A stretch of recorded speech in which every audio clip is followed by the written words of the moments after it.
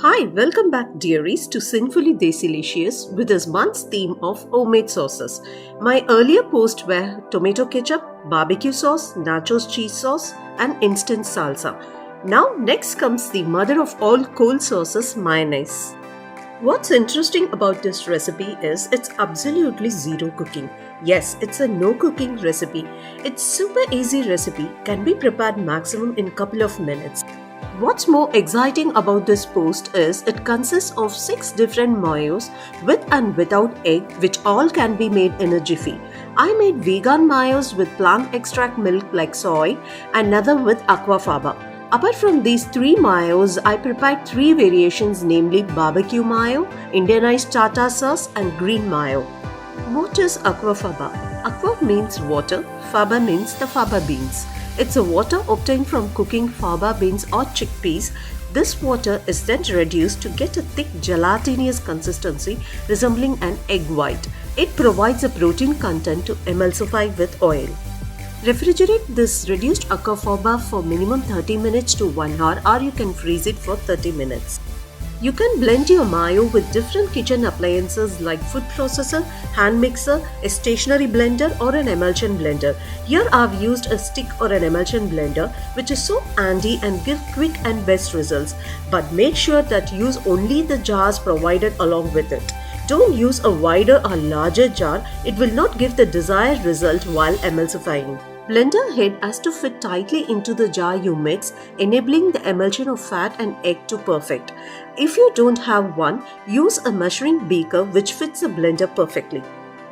Once you added the chilled aquafaba, insert the stick blender, fix the head to the bottom of the jar, then pulsate the blender for 10 to 15 seconds without moving it. This is very crucial for the emulsification of aquafaba. Later, you can move up, down and sideways and blend thoroughly for another 10 seconds. Selecting the perfect oil also plays a crucial role in the mayo's taste. Any neutrally flavored oil like sunflower, canola, avocado would be perfect. Can try with pomace olive oil, still it will be strong in its flavor. Don't try with intensely flavored oils like peanut, sesame, extra virgin olive oil. You can split your 1 cup oil into 3 portions. When you empty the last portion of oil, mayo would have started thickening. After few seconds of beating, your thin, creamy, smooth vegan mayonnaise with aquafaba is ready. If you want to increase more thickness, add 2 to 3 tablespoons of chickpeas. This step is purely optional. Since the consistency of vegan mayo is a bit thinner than regular mayo, it's perfect for salad dressing. Now let's move on to egg mayo. Here again I have used my immersion or stick blender. Feel free to use your stationary mixer grinder as it's easily available in every household. Keep in mind while using your mixer grinder that you should only pulse, not blend.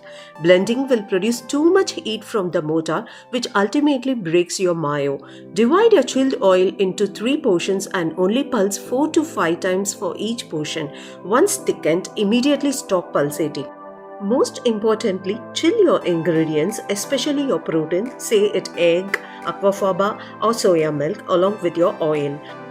In addition to that, freeze your blender jar for 30 minutes before grinding. This prevents overheating of your blender, resulting in broken mayo. Rest of the procedures is same as the previous mayo.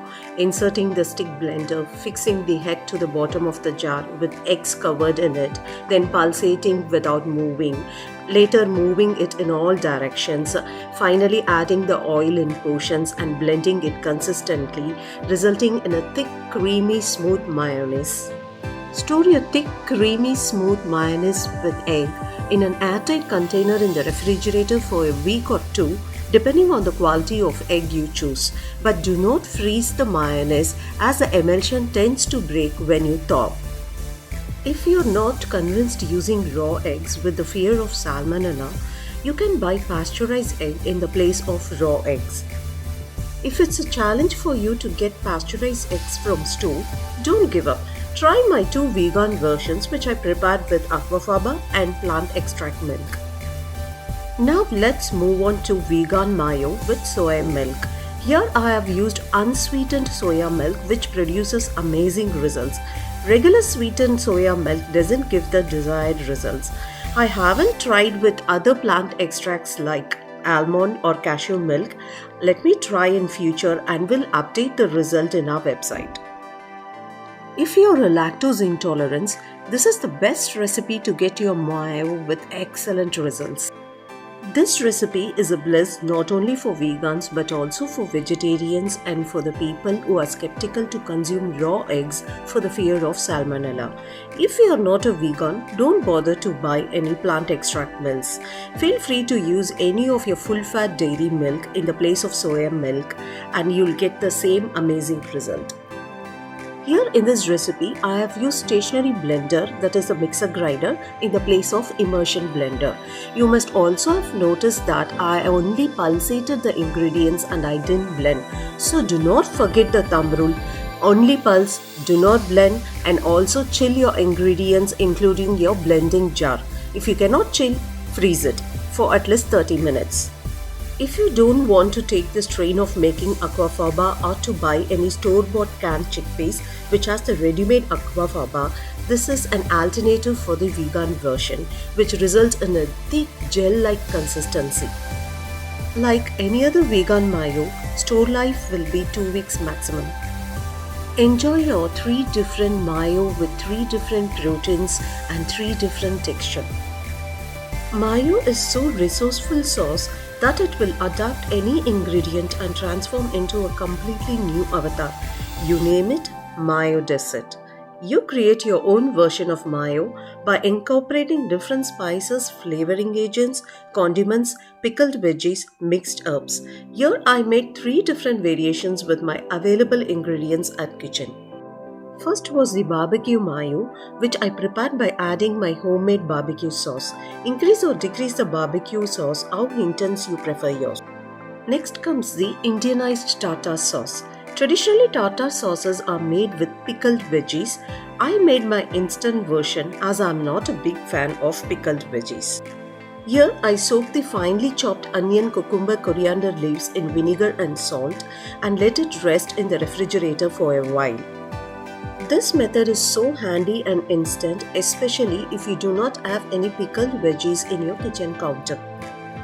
Dazzling Indianized tartar sauce is ready to be served as a dip, dressing or as a spread.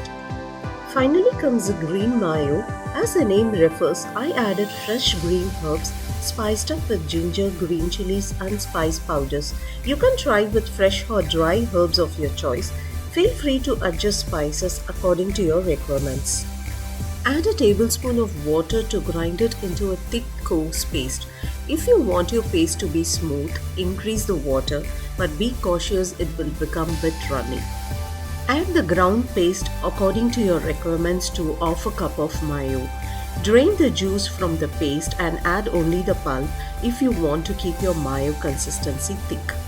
I would like to add my last tip to troubleshoot if you find your mayo still runny after halfway your process or you think your emulsion is broken. You can try this trick of adding an egg. If this has happened while using your blender, then the main culprit is your blender, which became overheated after several pulses. Before troubleshooting with egg, you should also freeze your mixer jar for at least 30 minutes. I used my mayo for everything, be it dressing on your salad, to garnish your tacos, as a spread for your burgers, wraps, even dosas, as a dip for your fries, as a condiment to your deviled eggs. List is endless.